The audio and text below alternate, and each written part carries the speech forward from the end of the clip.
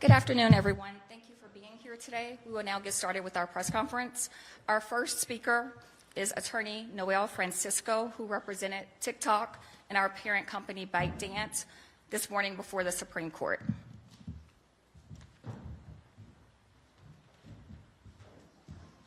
Good afternoon, everyone. My name is Noel Francisco. I'm a partner at Jones Day, and I'm proud to represent TikTok Incorporated and ByteDance Limited in this important First Amendment case. We thought that the argument went very well. The justices are extremely engaged. They fully understand the importance of this case, not only for the American citizens of this country, but for First Amendment law generally and the rights of everybody. We thought that they vigorously questioned both sides. They put us through our paces, but what really came through is that they understand the importance of this case. We're very hopeful of a favorable decision. I'd just like to emphasize a few points that came up during the argument. First, and perhaps most importantly, TikTok Incorporated is a United States company. It's incorporated in the state of California. It's got thousands of employees based here in the United States. The government does not dispute that it is a bona fide U.S. subsidiary operating in the United States in accordance with all of the applicable principles of American corporate law. Second, ByteDance Limited is a private company. It is a private holding company that is based in the Cayman Islands. It is not owned by China. No arm of the Chinese government has an ownership stake directly or indirectly in TikTok Incorporated or ByteDance.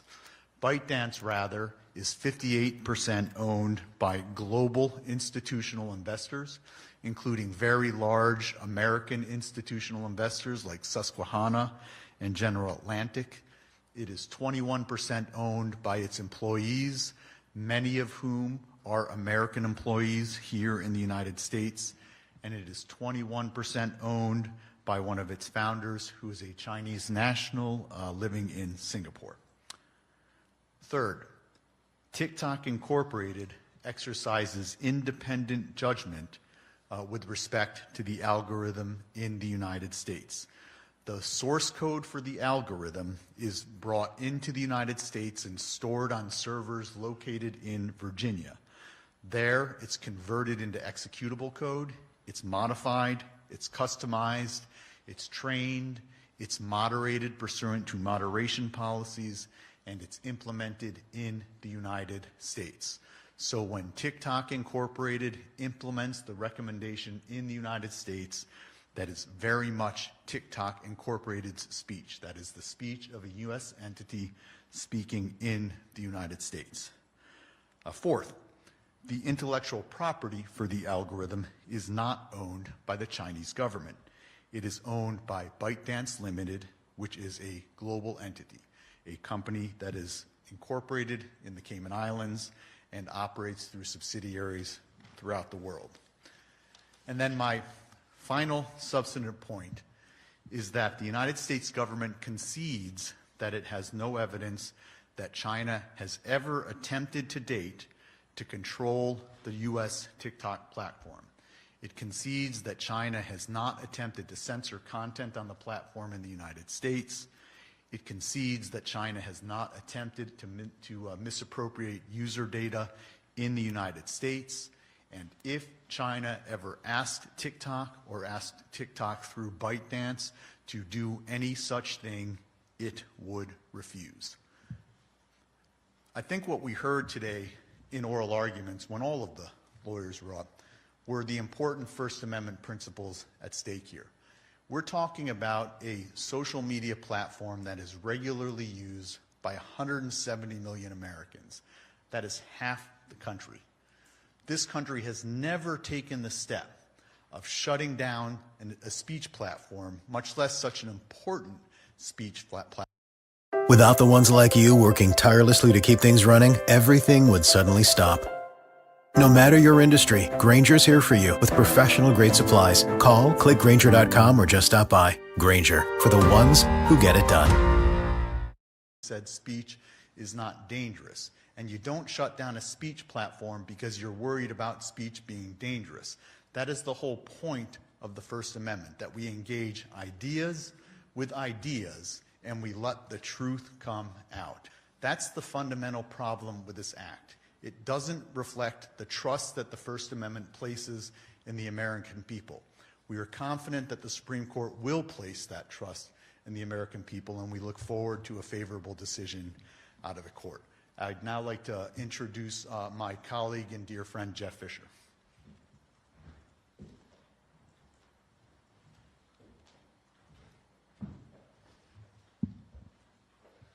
Thank you, Noel. My name is Jeff Fisher. I'm a lawyer, a special counsel at O'Melveny & Myers, and I represented the creator petitioners in this case. So I'll start with where Mr. Francisco left off. This is an unprecedented case, and I don't think there's any way to think about it in any other fashion. The government has never threatened to shut down a speech platform in this country because of the ideas expressed on that platform. And so the point of the creators here and their participation in this lawsuit is to absolutely drive that point home and remind the justices and remind the public that this case is at core about Americans speaking to other Americans about everything from everyday life to current events to anything else they care to express themselves on this particular platform about. And that is a most cherished freedom in this country. Another way to think about this is creators expressing themselves in all sorts of ways, whether it be with words or art or music or anything in between, have a right to choose under our First Amendment what publisher is best for them, what editor is best for them. A journalist can publish in a particular magazine because they like the leadership and the owners of that magazine as opposed to someone else. A music band can post their music on a particular platform or play in a particular venue in a particular city because they find that that expresses their art the best. Any number of other permutations that you can imagine. We don't have any decision ever from the United States Supreme Court that has ever restricted the right of a creator, a speaker in this country to express themselves through collaboration with publishers and editors against their own wishes, that they can be overridden in that sense. And it doesn't matter whether we're talking about purely American collaborators or whether our American collaborators have also foreign corporate entities to which they are related as well. Whether it's the BBC, the CBC, or NPR, people can choose to express themselves on whatever platform they wish, free and clear of government interference, particularly when the government's ranting for interfering. And I think this is where we take heart from the hearing today. When the government's reason for interfering is we don't like the viewpoint or the content that's going to be expressed through that platform. That is the core First Amendment value that our framers enshrined in the very First Amendment in our Constitution to protect freedom of thought, freedom of expression, freedom to create, freedom to share, and freedom to learn from other people. That leaves the only other thing the government had to say in court today, which is that this act could somehow be sustained solely because of data security concerns that have been expressed in various ways in various legislator statements. We just don't think that's correct. And so one thing I'd like to emphasize is that whatever data TikTok has from users by way of that relationship, that creator-publisher relationship, is no different from the data that creators would give to Instagram, YouTube, any other platform to express themselves on. There's no difference between the data in one place versus the other. And also, the data that's shared is done so on a voluntary basis. So one of the justices today expressed the concern about paternalism that comes from the government in this case, whether it be to protect us from ideas or to protect us from choices we might make to best express ourselves and share data about ourselves with our publisher. We think that's our choice to make. It's not the government's decision or its right to make that choice for us. So today, and perhaps the main event, is that I have 5 of the creator petitioners here with me today, and I really think it's important for you to hear from them because that's the face of this case. certainly from the American creator perspective, are the people that find TikTok an invaluable resource for self-expression, communication, and exchange of ideas. And so I'm going to introduce them and let them come up, I think, one by one and introduce themselves to you and then be available later. So their names are Chloe Joy Sexton, Topher Townsend, Paul Tran, Stephen King, and Tim Martin. These are 5 of the 8 creator petitioners in this case that were before the court today, and I believe most, if not all, in the courtroom today. So I'll let them come up in whatever order they wish and introduce themselves to you.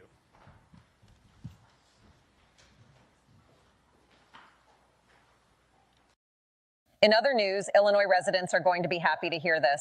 It just came out. There's a new website where any Illinois resident, as long as you live within a zip code in the state, you can apply to have your auto insurance rates reduced significantly. I want to first thank the Supreme Court for hearing our argument today. As co-founder of Love and Pebble, a small business built on the foundation of American entrepreneurship, I pray that the Supreme Court of America does what is right in protecting us. This isn't just about our business.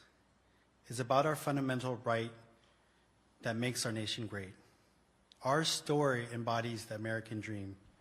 My wife and I built Love and Pebble from the ground up using TikTok to share our passion and connect with people, with Americans all across the country, something no other platform has allowed us to do. I have a 2-year-old daughter, and when I look at her, I think about the America I want her to inherit. Do we want to teach the next generation that the solution to our challenges is to restrict freedom rather than protect it?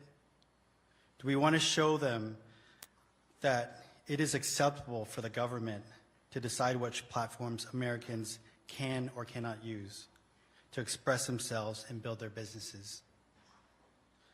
The First Amendment isn't a relic of the past. It's a living promise that must be defended in this digital age. By banning TikTok, we're not just removing an app, we're setting a precedent that threatens the very freedoms our country was built upon: free enterprise, free expression, and the freedom to innovate without unnecessary government intervention. Love and Pebble stands here represents more than just my family's dream. It represents the dreams of countless Americans and entrepreneurs who deserve the right to choose how they reach their customers and share our stories, real American lives. There must be a solution that protects both our national interests and our constitutional rights. My daughter deserves to grow up in a country where entrepreneurship thrives, where speech remains free, and where the government protects rather than restricts our constitutional right. The America I believe in doesn't shut down platforms for communication and commerce. It innovates, it adapts, and it finds solutions that preserve both security and liberty. That's the America I'm fighting for, and that's the America I want my daughter to inherit. So I pray that the Supreme Court hears the voices of myself and the millions of Americans. I pray that they protect our First Amendment right to use a platform of my choice, and I pray that they save TikTok. Thank you. Chloe, you want to go next? Hi, I'm Chloe Joy Sexton, and I'm a plaintiff in this case from Memphis, Tennessee. In 2020, I was fired from my job after telling my employer that I was pregnant. I was also struggling to care for my mother, who I eventually lost to brain cancer. I then began raising my 7-year-old sister. I started creating TikTok videos to financially support my family and as a creative outlet where I discussed everything from parenting and grief to my love of baking. I could never have expected the outpouring of love and support from the community on TikTok. My videos went viral and allowed me to jumpstart my business, Chloe's Giant Cookies. I have now shipped thousands of cookies all over the world and even published a cookbook. As a small business without a lot of capital, I rely almost entirely on TikTok to market my products. To say TikTok changed my life is an understatement. TikTok is the place where people told me I could do so much more with my life than I ever believed. I'm a plaintiff in this lawsuit not just for myself, but for all of the women who, through TikTok, found their dreams and financial independence while taking care of their families and their children. A TikTok ban would place these women, including myself, in true financial jeopardy. It would destroy both my business and the community that means so much to me. No other platform can replace it. I have tried posting the same exact content on other social media apps without anywhere near the same success. I thank the Supreme Court for hearing our argument today, and I hope that the justices will protect my First Amendment right to continue to use the platform of my choice. Thank you.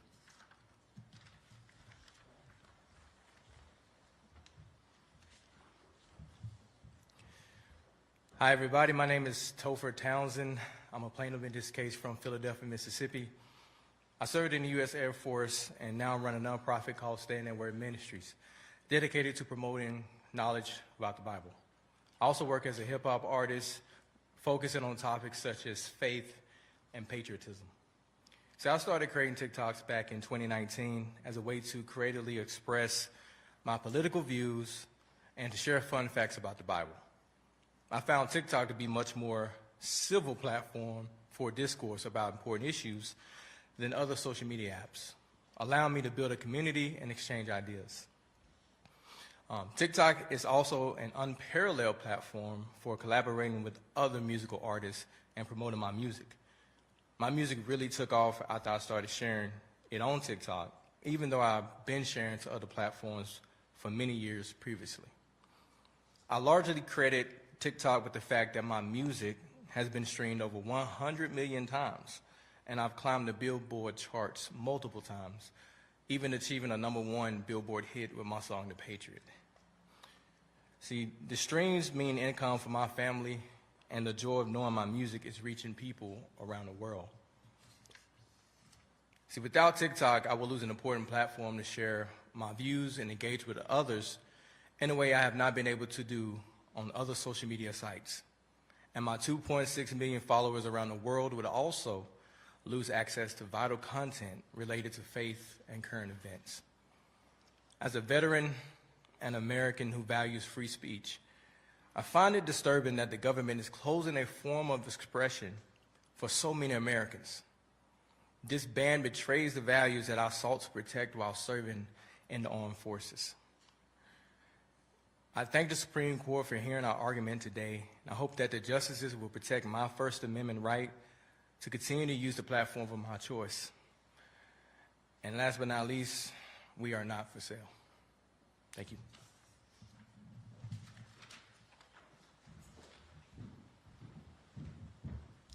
If any members of the media would like to speak with any of our creators to set up individual interviews, please let me know. Otherwise, thank you for coming.